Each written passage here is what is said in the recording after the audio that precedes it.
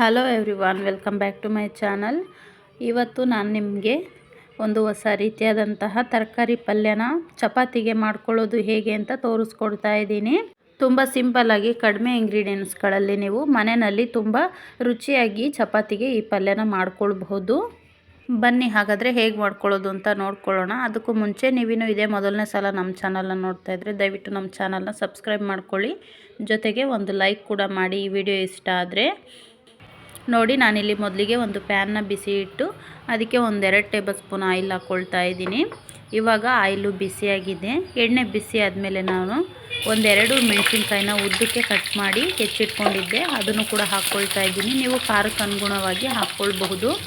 ಅದಾದಮೇಲೆ 1 ಈರುಳ್ಳಿನ ಕಟ್ ಮಾಡಿ ಹಾಕ್ಕೊಳ್ತಾ ಇದ್ದೀನಿ. ನಾನಿಲ್ಲಿ ಇಬ್ಬರಿಗೆ ಮಾಡ್ಕೊಳ್ತಾ ಇರೋದ್ರಿಂದ ಸ್ವಲ್ಪ ಕಡಿಮೆ ಕ್ವಾಂಟಿಟಿನಲ್ಲಿ ಮಾಡಿಕೊಂಡು ತೋರಿಸ್ತಾ ಇದ್ದೀನಿ.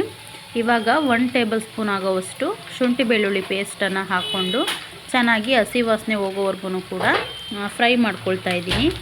ಈರುಳ್ಳಿ ಕೂಡ ಹಸಿ ವಾಸನೆ ಹೋಗೋ ಥರ ಫ್ರೈ ಆದಮೇಲೆ 1 ಟೇಬಲ್ ಸ್ಪೂನಷ್ಟು ಶುಂಠಿ ಬೆಳ್ಳುಳ್ಳಿ ಪೇಸ್ಟನ್ನ ಹಾಕ್ಕೊಳ್ಬೇಕು. ಅದನ್ನ ಹಾಕ್ಕೊಂಡು ಚೆನ್ನಾಗಿ ಹಸಿ ವಾಸನೆ ಹೋಗೋವರೆಗೂ ಕೂಡ ಚೆನ್ನಾಗಿ ಫ್ರೈ ಮಾಡ್ಕೊಳ್ಳಿ.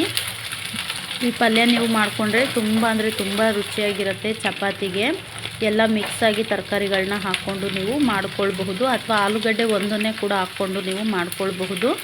ನಾನಿಲ್ಲಿ ನನ್ನ ಮಗಳು ಕ್ಯಾರೆಟು ಮತ್ತು ಬೀನ್ಸು ಇದೆಲ್ಲ ತಿನ್ನೋದಿಲ್ಲ ಅಂತ ಹೇಳಿ ಎಲ್ಲ ಮಿಕ್ಸ್ ಮಾಡಿಕೊಂಡೇ ಹಾಕ್ಕೊಳ್ತೀನಿ. ಸಪ್ರೇಟಾಗಿ ಏನು ಮಾಡ್ಕೊಳ್ಳೋದಿಲ್ಲ, ಯಾಕಂದರೆ ಅವಳಿಗೂ ತಿನ್ನಿಸ್ಬೇಕಲ್ವ. ಹಾಗಾಗಿ ಇವಾಗ ನೋಡಿ, ಶುಂಠಿ ಬೆಳ್ಳುಳ್ಳಿ ಪೇಸ್ಟ್ ಎಲ್ಲ ಫ್ರೈ ಆದಮೇಲೆ ನಾನು ತರಕಾರಿಗಳನ್ನ ಹೆಚ್ಚಿ ಇಟ್ಕೊಂಡಿದ್ದೆ ಅಲ್ವಾ, ಅದನ್ನು ಕೂಡ ಹಾಕ್ಕೊಂಡು ಇವಾಗ ಫ್ರೈ ಮಾಡ್ಕೊಳ್ತಾ ಇದ್ದೀನಿ. ಅದಾದಮೇಲೆ ರುಚಿಗೆ ತಕ್ಕಷ್ಟು ಉಪ್ಪನ್ನು ಹಾಕ್ಕೊಳ್ಬೇಕು.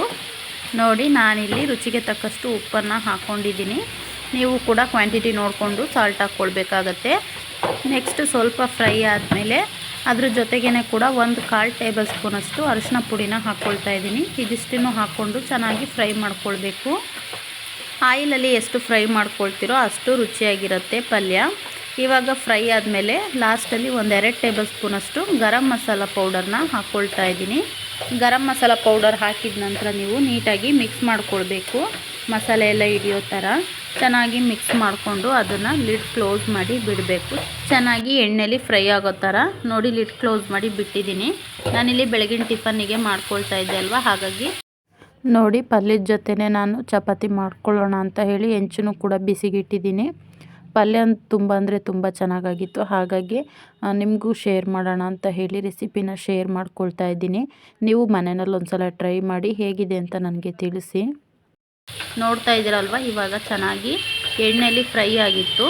ಇವಾಗ ಇದಕ್ಕೆ ನಾನು ಲಾಸ್ಟಲ್ಲಿ ಸ್ವಲ್ಪ ಒಂದು ಅರ್ಧ ಲೋಟದಷ್ಟು ನೀರನ್ನು ಸೇರಿಸ್ಕೊಳ್ತಾ ಇದ್ದೀನಿ. ಯಾಕಂತಂದರೆ ಬರೀ ಆಯಿಲಲ್ಲಿ ತರಕಾರಿ ಬೇಯೋದಿಲ್ಲ ಅಲ್ವಾ, ಹಾಗಾಗಿ ಒಂದು ಅರ್ಧ ಲೋಟ ನೀರನ್ನು ಸೇರಿಸ್ಕೊಂಡು ಚೆನ್ನಾಗಿ ಬೇಯಿಸ್ಕೊಳ್ಬೇಕು. ನಾನು ತರಕಾರಿಗಳನ್ನ ಸ್ವಲ್ಪ ಸ್ಮ್ಯಾಶ್ ಆಗೋ ಥರ ಜಾಸ್ತಿ ಬೇಯಿಸ್ಕೊಂಡಿದ್ದೀನಿ.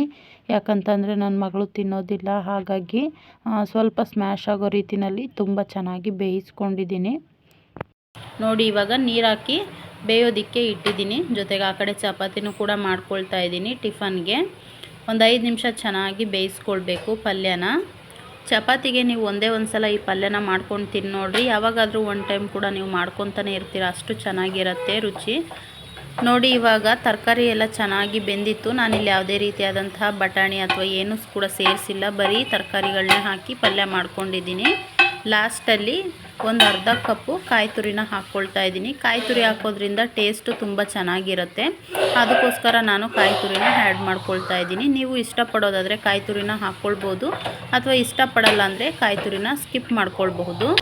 ನೋಡಿ, ಕಾಯಿ ತುರಿ ಹಾಕಿದ ಮೇಲೆ ಸಿಮ್ಮಲ್ಲಿಟ್ಟು 1-2 ನಿಮಿಷ ಬೇಯಿಸ್ಕೊಳ್ತೀನಿ. ಅದಾದಮೇಲೆ ಸ್ಟವ್ ಆಫ್ ಮಾಡ್ಕೊಳ್ತೀನಿ. ಇವಾಗ ಪಲ್ಯ ರೆಡಿಯಾಗಿದೆ.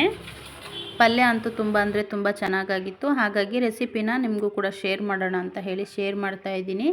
ನೀವು ಬೇಕಂದರೆ ಪೂರಿ ಅಥವಾ ದೋಸೆ ಇದಕ್ಕೂ ಕೂಡ ಕಾಂಬಿನೇಷನ್ ಮಾಡಿಕೊಂಡು ನೀವು ಮಾಡ್ಕೊಳ್ಬಹುದು. ನಾನು ಇಲ್ಲಿ ಚಪಾತಿಗೆ ಮಾಡ್ಕೊಂಡಿದ್ದೆ, ತುಂಬ ಚೆನ್ನಾಗಿತ್ತು. ನೀವು ನಿಮ್ಮ ಮನೆಯಲ್ಲಿ ಒಂದು ಸಲ ಮಾಡಿಕೊಂಡು ನೋಡಿ ಹೇಗಿದೆ ಅಂತ ನನಗೆ ಕಮೆಂಟ್ ಮಾಡೋದನ್ನು ಮಾತ್ರ ಮರಿಬೇಡಿ. ಹಾಗೆಯೇ ಈ ವಿಡಿಯೋ ಇಷ್ಟ ಆದರೆ ಪ್ಲೀಸ್ ಒಂದು ಲೈಕ್ ಮಾಡಿ. ಹಾಗೆಯೇ ನಮ್ಮ ಚಾನಲ್ನ ಸಬ್ಸ್ಕ್ರೈಬ್ ಮಾಡ್ಕೊಳ್ಳೋದನ್ನು ಕೂಡ ಮರಿಬೇಡಿ. ಹಾಗೆಯೇ ನಿಮಗೆ ಯಾವುದಾದ್ರೂ ರೆಸಿಪಿಗಳು ಬೇಕು ಅಂತಂದರೆ ನನಗೆ ಕಮೆಂಟ್ ಬಾಕ್ಸ್ನಲ್ಲಿ ತಿಳಿಸಿ, ನಾನು ಮಾಡಿ ಅಪ್ಲೋಡ್ ಮಾಡೋದಕ್ಕೆ ಟ್ರೈ ಮಾಡ್ತೀನಿ. ಈ ವಿಡಿಯೋ ಇಷ್ಟ ಆದರೆ ಲೈಕ್ ಮಾಡೋದನ್ನು ಮಾತ್ರ ಮರಿಬೇಡಿ. ಹಾಗೆ ನಮ್ಮ ಚಾನಲ್ನ ಸಬ್ಸ್ಕ್ರೈಬ್ ಕೂಡ ಮಾಡ್ಕೊಳ್ಳಿ. ಮತ್ತೊಂದು ಹೊಸ ರೆಸಿಪಿ ಜೊತೆ ಮೀಟ್ ಮಾಡೋಣ. Thank you for watching. Bye.